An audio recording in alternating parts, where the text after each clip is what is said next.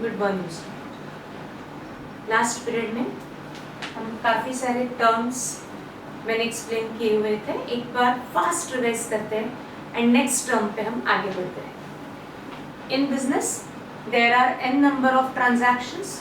All these transactions are recorded first in a separate register called as journal book. How you recorded it? Date wise. The period is for 12 months. ये 12 months can be start at any day of the calendar year. वो 12 months 1st January to 31st December भी हो सकते हैं, 1st April to 31st March भी हो सकते हैं, 1st September to 31st October भी हो सकते हैं. इंडिया में हमारा financial year is 1st April to 31st March. Financial year that means जिस ईयर के लिए हम प्रॉफिट कैलकुलेट करते हैं वो ईयर हमारे लिए होता है फाइनेंशियल ईयर. ये फाइनेंशियल ईयर इंडिया में रहेगा 1st April to 31st March. UK में मैंने एक्सप्लेन किया था 1st January to 31st December. ये फाइनेंशियल ईयर होता है. यूएस में 1st September to 31st October रहता है. ऐसा कोई भी कैलेंडर में हम कोई भी डेट में 12 मंथ्स का पीरियड ले सकते हैं. जिस 12 मंथ्स के पीरियड के लिए हम प्रॉफिट कैलकुलेट करते हैं वो 12 मंथ्स हमारे लिए होता है फाइनेंशियल ईयर. हमारा प्रैक्टिस है यहाँ अप्रैल टू मार्च ये 12 मंथ्स का पीरियड ले. देन अब all transactions are recorded in journal book. There are n number of transactions. What is transaction? In which cash is involved. जिसमें monetary value है, पैसा involved है, वो बनता है business का transactions. All these transactions are recorded in journal book, date wise and by passing entry called as journal entry. Journal entry record करने के लिए minimum हमें लगेंगे 2 अकाउंट. फर्स्ट को किया जाएगा डेबिट एंड दूसरे को किया जाएगा credit. What is debit credit? Just plus and minus. But debit plus minus दोनों हो सकता है, क्रेडिट प्लस माइनस दोनों हो सकता है. Then there are 3 types of accounts, personal, real and nominal. Personal जिनके साथ हम मॉनेटरी ट्रांजैक्शंस कर सकते हैं, डीलिंग कर सकते हैं, ऐसे अकाउंट्स क्लासिफाई किए जाते हैं अंडर पर्सनल अकाउंट्स. एग्जांपल्स हमने देखे थे individuals, banks, colleges, schools, companies जिनके साथ हम monetary exchanges possible, all those are classified under personal account. Real monetary exchanges not possible but which we can see, ये सारे अकाउंट्स क्लासिफाई होते हैं under real account. Nominal all expenses and all incomes. मैं लिख रही हूँ कि किसके अगेंस्ट आज कुछ एक्सप्लेनेशन रहेगा. All expenses and all incomes are classified under nominal account. Transactions को बुक्स ऑफ अकाउंट में रिकॉर्ड करने के लिए गाइडलाइंस मिलेगी. हमने लास्ट पीरियड में देखा था. गाइडलाइंस देगा ICAI. अब institute of charter accountant of India and IFRS मिला के इंड AS इंडिया में रहेंगे accounting standards, Indian accounting standards. ये नाफरा को देते हैं, नाफरा गवर्नमेंट को, और फिर गवर्नमेंट करती है पब्लिश. ये हमने डिटेल में लास्ट लेक्चर में पढ़ चुका है ना. अब आगे बढ़ते हैं. ये तो रिवाइज हो चुका है, ठीक है. कुछ दिन हम इसको डेली प्रैक्टिस रहेगा हमारा इसको रिवाइज करने का. अब कुछ टर्म्स के लिए हम आगे बढ़ते हैं. कुछ टर्म्स हम आज अलग लेंगे जो आपको अच्छे से क्लियर करना है ना. जैसे मैंने कहा all expenses and all incomes are classified under nominal account. Nominal account के under all expenses and all incomes classify होते हैं. एक्सपेंसेस जिनके लिए हमें पेमेंट करना पड़ता है वो हमारे लिए एक्सपेंस. इनकम जिनके लिए मुझे पैसा मिलता है वो हमारे लिए होता है income. Expenses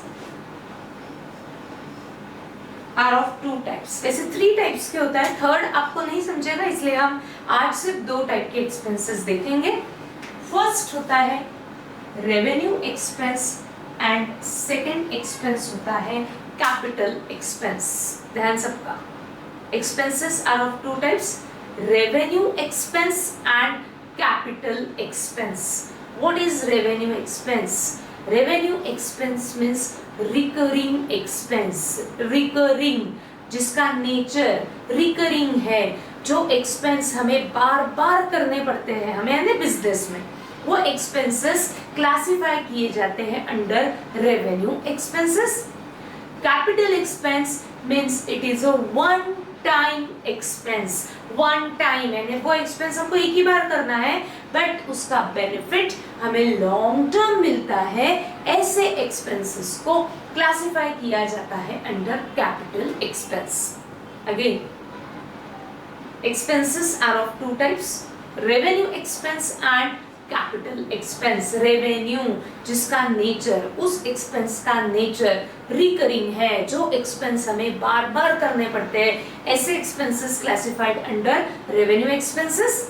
capital expenses means it is a one time expense, एक बार खर्चा कर लिया तो उसका बेनिफिट हमें लॉन्ग टर्म मिलता है। ऐसे एक्सपेंसेस क्लासिफाई किए जाते हैं अंडर कैपिटल एक्सपेंस। जो मैंने अभी एक्सप्लेन किया इसके हम एग्जांपल्स दिमाग में लाते हैं फॉर बिजनेस। हम अकाउंटिंग बिजनेस के लिए करते हैं। हमने कुछ कंसेप्ट्स भी देखे थे, इसको मैं बाद में रिवाइज करती हूँ। कुछ कंसेप्ट्स भी हमने लिखे थे जिसमें से फर्स्ट कंसेप्ट हमारा था business entity concept. Business entity concept says business and owner, these two are different entities। दोनों को आपको अकाउंटिंग पॉइंट ऑफ व्यू अलग अलग एंटिटी मानना है। बिजनेस को अलग मानना है और उसके ओनर को अलग मानना है। हम जो अकाउंटिंग करेंगे that is for business only. हम सिर्फ और सिर्फ बिजनेस के लिए अकाउंटिंग करते हैं। तो सारे डिसीजंस जो हमें लेने हैं, कौन सा एक्सपेंस है, कौन सा इनकम है, ये सारे डिसीजंस हम किसके लिए लेंगे, बिजनेस के लिए। तो बिजनेस के लिए हमें सोचना है कौन से रेवेन्यू एक्सपेंसेस होंगे एंड कौन से कैपिटल एक्सपेंसेस होंगे। पहले हम सोचते हैं बिजनेस के लिए व्हाट इज रेवेन्यू एक्सपेंस, जो मैंने अभी कहा था। आपको कुछ अभी लिखने की जरूरत नहीं है, ये हम सब धीरे धीरे लिखने वाले हैं। अभी सिर्फ आपको एक्सप्लेनेशन समझ में आना चाहिए, इतना पहले आपको इंश्योर करना है। ठीक, revenue expense means those expense for which nature is recurring, जिसका नेचर रिकरिंग होता है, जो एक्सपेंस बिजनेस को बार बार करना पड़ता है दैट इज रेवेन्यू एक्सपेंस। जो बिजनेस एक्सपेंस वन टाइम करता है that is capital expense, that is a one time expense. अभी जो कहा उसको रिवाइज करो।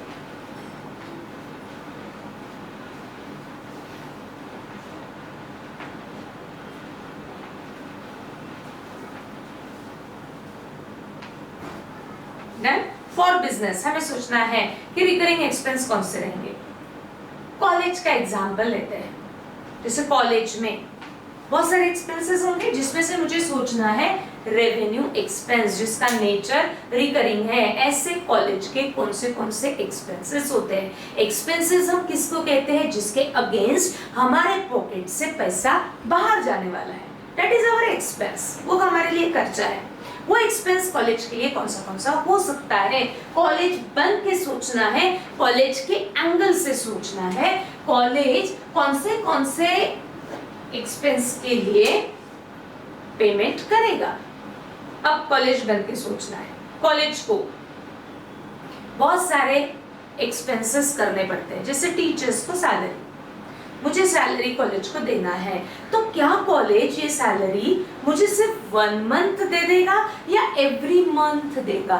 एवरी मंथ देगा, एवरी ईयर देगा। कब तक देगा, जब तक मैं एज ए टीचर उस कॉलेज में हूँ। तो मुझे एवरी मंथ कॉलेज को सैलरी देना पड़ेगा। आपको सोचना है कॉलेज के लिए, क्योंकि हम अकाउंटिंग कॉलेज के लिए करेंगे। कॉलेज को एवरी मंथ देना है, 1 अप्रैल को भी देना है, मई मंथ में देना है, जून में भी देना है, ऐसे वो ईयर में पूरे 12 मंथ्स हमें सैलरी देता है। दैट मीन्स सैलरी नाम का एक्सपेंस कॉलेज के लिए रहेगा रेवेन्यू एक्सपेंस। ये सैलरी को हमने एक्सपेंस क्यों कहा, क्योंकि इसके अगेंस्ट कॉलेज को पेमेंट करना है, कॉलेज के पॉकेट से पैसा बाहर जा रहा है। सैलरी नाम का एक्सपेंस ये कॉलेज को एवरी मंथ देना है, करना पड़ेगा, एवरी ईयर करना पड़ेगा। दैट मीन्स इस एक्सपेंस का नेचर क्या रहेगा? रेवेन्यू रहेगा। It's salary, it is a revenue expenses. क्यों? क्योंकि ये एवरी मंथ देना है, एवरी ईयर देना है। ऐसे बहुत सारे एक्सपेंसेस हो सकते हैं कॉलेज के लिए, एक एक करके देखते हैं। इलेक्ट्रिसिटी एक्सपेंस,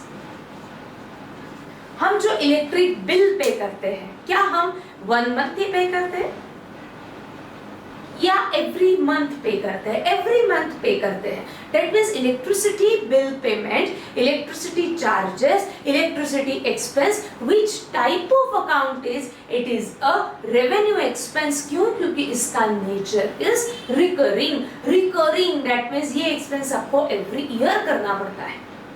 अगर नेक्स्ट मंथ अगर हम इलेक्ट्रिसिटी एक्सपेंस पे नहीं करेंगे तो हमारी इलेक्ट्रिसिटी कट हो जाएगी। तो आपको ये expense every month, every year देना है। दैट मीन्स उसका नेचर बना yes revenue expense, recurring expense. उसके बाद आपका मोबाइल बिल, क्या हम मोबाइल बिल 1 मंथ ही पे करेंगे कि एवरी मंथ पे करेंगे? Every month. तो उसका नेचर क्या हो गया? रेवेन्यू एक्सपेंस हो गया।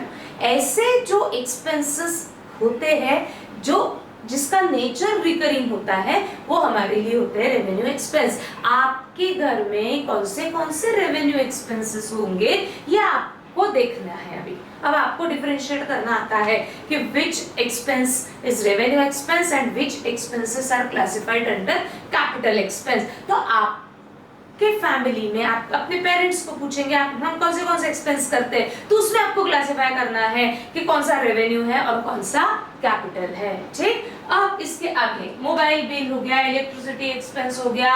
अब कॉलेज के लिए बिल्डिंग मेंटेनेंस एवरी मंथ पे करते जाना है। वर्कर को पेमेंट किया, दैट इज वेजेस। जो वर्कर्स होंगे, क्लीनर होंगे, उनको जो हम पेमेंट करेंगे दैट इज वेजेस। ये एक्सपेंस हमको बार बार करना पड़ता है, तो ये बना कॉलेज का रिकरिंग एक्सपेंसेस। ये सारे एक्सपेंसेस, ऐसे बहुत सारे एक्सपेंसेस होते हैं जिसका नेचर रिकरिंग होता है। रेवेन्यू मींस जिसका नेचर रिकरिंग है, वो एक्सपेंसेस क्लासिफाई किए जाते हैं under revenue expense. Then capital expense, it is a one time expense. One time expense यानी इसका नेचर एक बार करने के बाद जिसका बेनिफिट मुझे लॉन्ग टर्म यानी 1 साल से ज्यादा मिलता है, ऐसे एक्सपेंसेस को हम कहते हैं कैपिटल एक्सपेंस। अब ये कौन से एक्सपेंसेस होते हैं जो खरीदने के बाद जिसका बेनिफिट मुझे लॉन्ग टर्म मिलता है? सपोज इस कॉलेज में फर्नीचर परचेस किया, डेस्क बेंच परचेस किए। ये डेस्क बेंच परचेस करने के बाद ऐसा है क्या कि ईयर खत्म हो गया तो हम उसको फेंक देंगे? नो। जो डेस्क बेंचेस हमने परचेस किए हैं इसका बेनिफिट आपको 1 साल से ज्यादा मिलने वाला है। जब हम फर्नीचर परचेस करते हैं, डेस्क बेंचेस परचेस करते हैं, हमारे लिए वो एक्सपेंस जरूर है, बट क्या ये एक्सपेंस हम एवरी मंथ, एवरी ईयर करेंगे क्या? नहीं। एक बार परचेस करने के बाद इसका बेनिफिट मुझे लॉन्ग टर्म मिलने वाला है। कोई भी फर्नीचर का बेनिफिट आने वाले 5 इयर्स, 10 इयर्स, 20 इयर्स तक मिलने वाला है। दैट मीन्स इसका नेचर क्या है? वन टाइम एक्सपेंस है ये, इसीलिए ये बना कौन सा एक्सपेंस? Capital expense. कॉलेज ने जो बिल्डिंग परचेस की, ये बिल्डिंग जब परचेस की तो पेमेंट करना पड़े ना, खरीदी है ना तो पेमेंट किया, ये एक्सपेंस जरूर हुआ, बट ये एक्सपेंस किस टाइप का एक्सपेंस है? Whether it is revenue expense और it is a capital expense? It is a capital expense, क्योंकि बिल्डिंग खरीदने के बाद क्या हम बार बार उसके लिए पेमेंट नहीं करेंगे? बिल्डिंग परचेस करने के बाद उसका बेनिफिट आपको लॉन्ग टर्म मिलने वाला है, इसीलिए वो एक्सपेंस क्लासिफाई किया जाता है अंडर कैपिटल एक्सपेंसेस। आपने मोबाइल परचेस किया, which type of expenses? Revenue expense और कैपिटल एक्सपेंस। मोबाइल बिल अलग है एंड मोबाइल अलग है। मोबाइल बिल आपको एवरी मंथ पे करते जाना है, बट मोबाइल जो हमने परचेस किया है उस परचेस करने के बाद उसका बेनिफिट लॉन्ग टर्म मिलने वाला है, तो वो which type of expenses? Yes, it is a capital expenditure. आपके घर में जो रेफ्रिजरेटर है परचेस किया है आपने, which type of expenses, weather it is revenue और वेदर इट इज कैपिटल, उसका नेचर क्या है। आज रेफ्रिजरेटर खरीदा, कल भी खरीदेंगे, परसों भी खरीदेंगे, नेक्स्ट मंथ भी परचेस करेंगे, ऐसा होगा क्या? नो। रेफ्रिजरेटर परचेस करने के बाद उसका बेनिफिट आपको लॉन्ग टर्म मिलने वाला है, तो उसका नेचर क्या रहेगा? Capital expenses, right. आपके घर का dining table, which type of expenses, whether it is revenue or whether it is capital, it is a capital expense. ऐसे expenses के examples आपको सोचने हैं और मुझे भेजने हैं। वे रेवेन्यू एक्सपेंसेस कौन से हैं, कैपिटल एक्सपेंस कौन से हैं, ऐसे बहुत सारे एक्सपेंसेस होते हैं जो इसका नेचर रेवेन्यू होता है, किसी एक्सपेंस का नेचर कैपिटल होता है। जो मैंने अभी तक कहा उसको एक बार रिवाइज करना है।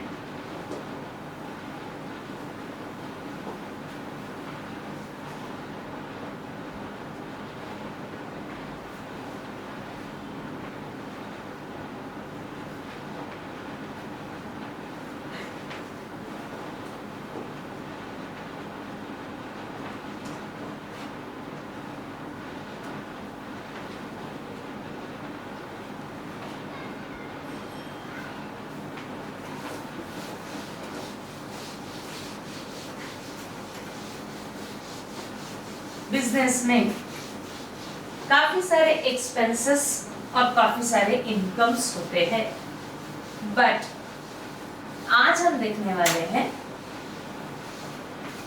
Types of expenses and types of incomes. वैसे तो एक्सपेंसेस 3 टाइप के होते हैं, थर्ड टाइप हम आज नहीं देखेंगे, कुछ दिनों के बाद देखेंगे, तब जाके वो क्लियर होने वाला है। ठीक, आज हमने 2 ही टाइप देखे एक्सपेंस के, revenue expense and capital expense. Revenue expenses जिसका नेचर क्या होता है? रिकरिंग होता है। जो एक्सपेंस बिजनेस को बार बार करने पड़ते हैं वो एक्सपेंसेस क्लासिफाई करो अंडर रेवेन्यू एक्सपेंस। जो एक्सपेंस वन टाइम होता है, एक बार परचेस करने के बाद जिसका बेनिफिट हमें लॉन्ग टर्म मिलता है, वो एक्सपेंस होते हैं कैपिटल एक्सपेंस। जैसे ये व्हाइट बोर्ड परचेस किया, बेनिफिट लॉन्ग टर्म मिलने वाला है ना, that means it is your capital expense. ऐसे ही होते हैं बिजनेस के incomes. Again are of 2 types, revenue income and capital income. आप ही क्लासिफाई कर सकते हैं revenue income and capital income. जो इनकम का नेचर रिकरिंग है, जो अमाउंट आपको बार बार मिलता है, वो इनकम बिजनेस के लिए होता है रेवेन्यू इनकम। जो इनकम बिजनेस को एक बार मिलता है उसे कहा जाता है कैपिटल इनकम। वैसे ही जैसे एक्सपेंसेस को हमने देखे, जिसका नेचर रिकरिंग है वो रेवेन्यू, जो वन टाइम है वो कैपिटल। जो एक्सपेंस है वो एक्सपेंस रिकरिंग होगा तो उसको हम रेवेन्यू एक्सपेंस कहेंगे, जो वन टाइम होगा उसे हम कैपिटल एक्सपेंस कहेंगे। इनकम को भी वैसा ही, जो इनकम बार बार मिलता है वो रेवेन्यू इनकम, जो वन टाइम मिलता है वो कैपिटल इनकम। मैंने एक्सपेंसेस के बहुत सारे एग्जांपल्स दिए हैं। बिजनेस के लिए रेवेन्यू एक्सपेंसेस कौन से होंगे? सैलरी होंगी, इलेक्ट्रिसिटी बिल होगा, मोबाइल बिल होगा, मेंटेनेंस चार्जेस होंगे, वर्कर को पेमेंट किया, वेजेस होगा। ऐसे बहुत सारे रेवेन्यू एक्सपेंस यानी जिसका नेचर रिकरिंग होता है, ये मैंने एग्जांपल्स दे दिए। Capital expense, one time expense, जो खर्चा करने के बाद जिसका बेनिफिट आपको लॉन्ग टर्म मिलता है। परचेस किया बट वो बार बार परचेस करने की जरूरत नहीं है, एक बार परचेस करने के बाद जिसका बेनिफिट आपको लॉन्ग टर्म मिलता है वो एक्सपेंस कैपिटल एक्सपेंस रहेगा और उसे क्लासिफाई किया जाएगा अंडर कैपिटल एक्सपेंडिचर। वैसे ही मैंने कहा इनकम, जो इनकम बिजनेस को बार बार मिलता है रेवेन्यू इनकम, जो वन टाइम होता है कैपिटल इनकम। जैसे मैंने कॉलेज का एग्जांपल लिया तो कॉलेज के लिए अभी मैं एक्सप्लेन नहीं करने वाली हूँ, ये आपको मुझे बताना है कॉलेज के लिए कौन से रहेंगे रेवेन्यू इनकम्स एंड कौन से रहेंगे कैपिटल इनकम, ये आपको सोचना है। ठीक, रेवेन्यू इनकम कॉलेज के लिए क्या, जो रेवेन्यू ने जो कॉलेज को पैसा बार बार एवरी ईयर मिलते जाएगा, it is revenue income. College को लिए जो पैसा वन टाइम मिलता है दैट इज कैपिटल इनकम। इन दोनों में आपको क्या क्या एग्जाम्पल्स रहेंगे ये मुझे बताना है। ठीक, हम आगे बढ़ते हैं। अब हमने आज एक्सपेंसेस इनकम्स के टाइप्स देखे। अब आगे मैं कुछ टर्म्स आपको एक्सप्लेन करने जा रही हूँ। सबसे पहले आपको मिलेगा बहुत सारे जगह पे goods, goods purchased, goods sold. क्या होते हैं गुड्स, ये हमको अभी समझना है। देन नेक्स्ट टर्म हम पढ़ेंगे आज असेट्स। नेक्स्ट टर्म हम आज पढ़ेंगे कैपिटल एंड नेक्स्ट टर्म आज हम पढ़ेंगे ड्रॉइंग्स। ये चार टर्म्स आज एक्सपेंसेस जो मैंने एक्सप्लेन किए, इनकम्स जो मैंने एक्सप्लेन किए, इसके साथ साथ ये चार टर्म्स हमको आज ही क्लियर करना है। ठीक, goods, the thing which we purchase for selling purpose, that is called as goods।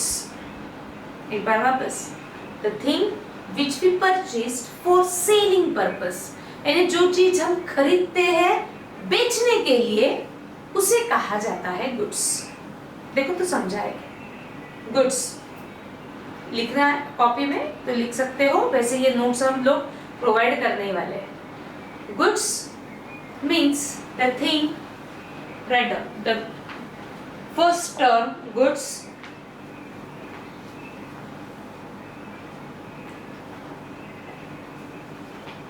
the thing which we purchased for selling purpose is called as goods। अब इसके एग्जाम्पल, सपोज डेली नीड्स की shop है, ठीक, तो इस shop ने cold drinks purchase किए। ये daily need shop cold drink क्यों परचेस कर रहा है, फॉर सेलिंग पर्पस ना, तो उसके लिए कोल्ड ड्रिंक क्या रहेगा, गुड्स रहेगा, क्योंकि वो खरीद रहा है बेचने के लिए। ठीक, ब्रेड है, एग्स है, उसे परचेस किया है सेल करने के लिए, तो वो सब किसके अंडर क्लासिफाई किए जाते हैं, गुड्स के अंडर क्लासिफाई किए जाते हैं। ठीक, सपोज हमारा कंप्यूटर का शॉप है, तो हम क्या कर रहे हैं, कंप्यूटर खरीद रहे हैं यूज करने के लिए कि सेल करने के लिए, सेल करने के लिए ना, तो उस शॉप के लिए कंप्यूटर क्या रहेगा, गुड्स रहेगा।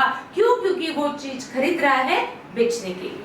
तो the thing which we purchase for selling purpose is called as goods. सबको क्लियर है क्या गुड्स ये टर्म, क्योंकि ये अब कल से हमको डेली प्रैक्टिस रहेगा गुड्स का।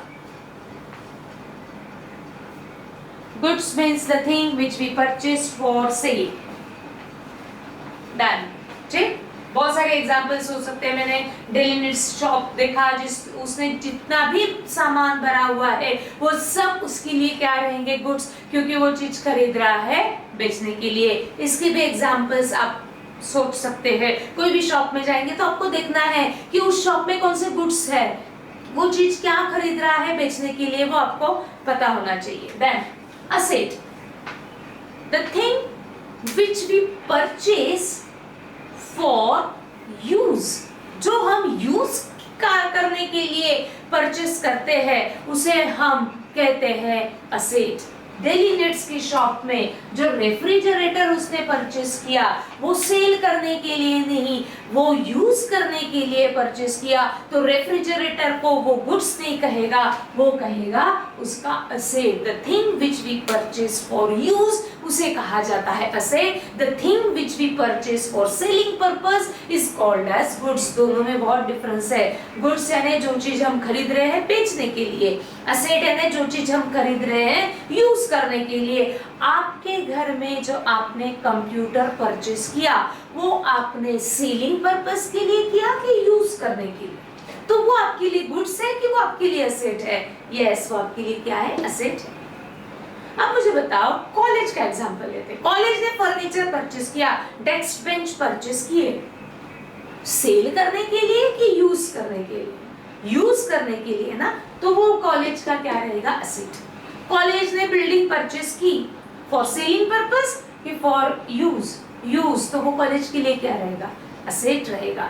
इस तरीके से जो चीज हम खरीदते हैं बेचने के लिए वो आपके लिए गुड्स रहेगा, जो चीज खरीदते हैं हम यूज करने के लिए उसे हम क्या कहेंगे?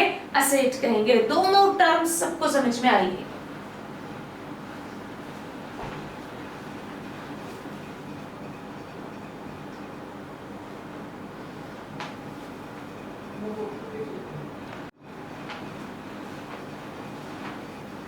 Goods, the thing which we purchase for selling purpose is called as good. जो चीज हम खरीदे हैं बेचने के लिए उसे हम goods कहेंगे, but the thing which we purchase for use उसे हम कहते हैं asset। ठीक, अब आगे बढ़ते हैं। कैपिटल,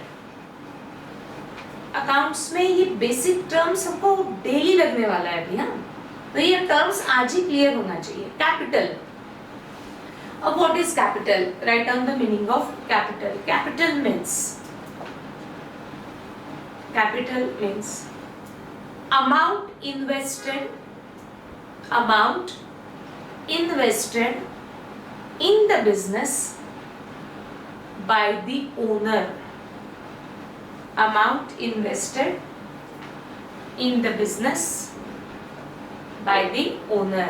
इसका मतलब क्या है कि बिजनेस जब हम स्टार्ट करते हैं तब हमें बिजनेस में पैसा इन्वेस्ट करना पड़ेगा, पैसा डालना पड़ेगा ना, तब जाके तो बिजनेस स्टार्ट होगा।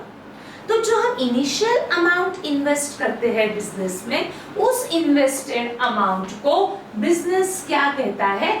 कैपिटल टर्म देता है। तो इनिशियल में जो ओनर ने पैसा बिजनेस में इन्वेस्ट किया होगा उस इन्वेस्टेड अमाउंट को अकाउंटिंग टर्म में हम क्या कहते हैं? कैपिटल कहते हैं। ये आज ही क्लियर करना है। ठीक, capital means money invested in the business by the owner. जो ओनर बिजनेस में पैसा इन्वेस्ट करता है उसे हम कहते हैं कैपिटल। अब व्हाट इज ड्राइंग्स? ये चार टर्म्स अगर आपकी क्लियर है तो हम इमीडिएट ट्रांजैक्शंस ले सकते हैं और किस तरीके से जर्नल रिकॉर्ड करना ये हम आगे बढ़ सकते हैं। ड्राइंग्स, कैपिटल के एग्जैक्ट अपोजिट होता है ड्राइंग्स। क्या कहा मैंने? कैपिटल के एग्जैक्ट अपोजिट होता है drawings. Capital means money invested in the business by the owner. Then what is drawings? Money withdrawn by the owner from the business is drawings. Write down. Drawings means money withdrawn by the owner from the business. Money withdrawn by the owner from the business is called as drawings. अब देखो, copy बंद करो सभी। Copy में क्या लिखा नहीं लिखा हमारे दिमाग में ये अभी हमको लॉन्ग टर्म फिट रखने हैं ये basic terms. What is goods? मन में बोलना है। What is goods? The thing which we purchase for selling purpose is called as goods. जो चीज हमने खरीदे हैं बेचने के लिए, तुरंत बेचने के लिए, उसे कहा जाता है goods. Assets, the thing which we purchase for use, जो हमने आज खरीदा पर बेचने के लिए नहीं, हमारे यूज करने के लिए, तो हम उसको कहते हैं असेट। हमारे घर का रेफ्रिजरेटर, हमारे घर का टीवी, हमारे घर का डाइनिंग टेबल, हमारे घर का कंप्यूटर, लैपटॉप, ये सब हमारे लिए क्या है? असेट है, क्योंकि हमने वो चीज खरीदी है यूज करने के लिए। Then capital, what is capital? Money invested in the business by the owner. Owner जो बिजनेस में स्टार्टिंग में पैसा इन्वेस्ट करता है उस इन्वेस्टेड अमाउंट को कहा जाता है capital. Drawings, money withdrawn from the business by the owner. जो ओनर बिजनेस में से पैसा विथड्रॉ करता है उसे कहा जाता है ड्राइंग्स। इतने टर्म्स लेते हुए हम अब आगे बढ़ेंगे। एक बार जो आज हमने देखा स्टार्टिंग से, what is accounting?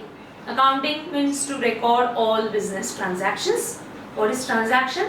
In which cash is involved All these transactions are recorded in journal date wise. 12 months का पीरियड, उस 12 मंथ्स को कहा जाएगा financial year. What is financial year? जिस ईयर के लिए हम प्रॉफिट कैलकुलेट करने जाते हैं। ये financial year can be start on any day of calendar year, 1 January to 31 December, 1 April to 31 March, कोई भी डेट हो सकता है। इंडिया में हम क्या फॉलो करते हैं?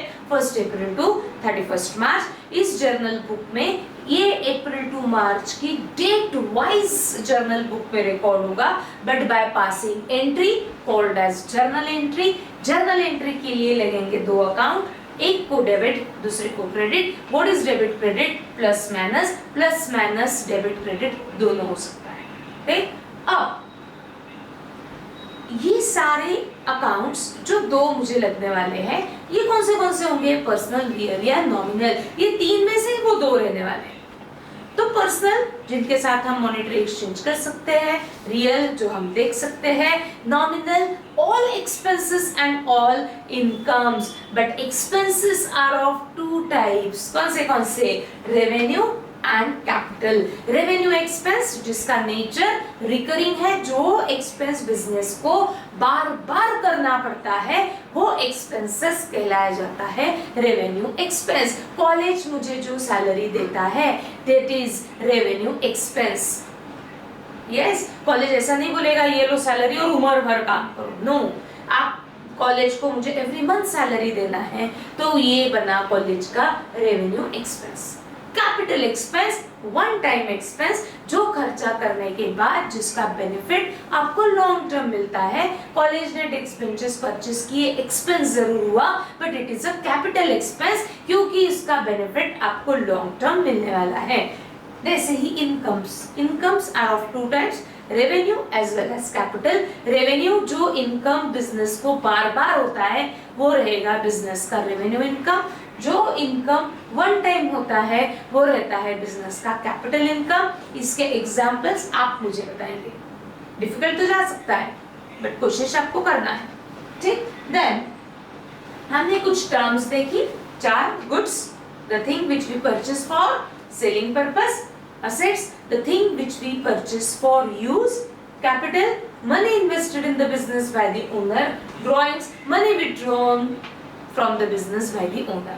यहाँ तक सबको क्लियर है क्या? एक बार चेक करेंगे।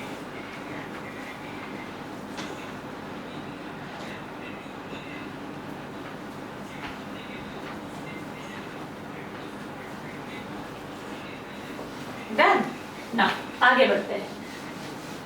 अब जो ट्रांजैक्शंस को बिजनेस बुक्स ऑफ अकाउंट में रिकॉर्ड करता है date wise by passing entry called as journal entry. Journal entry के लिए मुझे लगेंगे 2 अकाउंट। वो कौन से हो सकते हैं?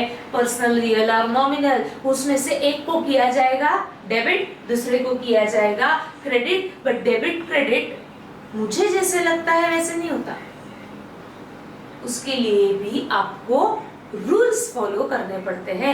किस अकाउंट को डेबिट करना या किस अकाउंट को क्रेडिट करना, इसके लिए आपको रूल्स फॉलो करने पड़ते हैं। Write down those rules. Golden rules for debit and credit लिखेंगे सभी। Golden rules for debit and credit. किस अकाउंट को डेबिट करना और किस अकाउंट को क्रेडिट करना, इनके अपने अपने रूल्स होते हैं। फर्स्ट अकाउंट हमारा होगा पर्सनल। तो अगर पर्सनल अकाउंट है तो किस अकाउंट को डेबिट करना, किस अकाउंट को क्रेडिट करना, आज हम सिर्फ रूल्स लिख रहे हैं। इसको कैसे सोचना है, किस तरीके से डिसीजन लेना है, ये हम बाद में देखेंगे। पर्सनल अकाउंट का rule is debit the receiver, लिखेंगे सभी credit the giver. First line में लिखेंगे सभी debit the receiver, credit the giver.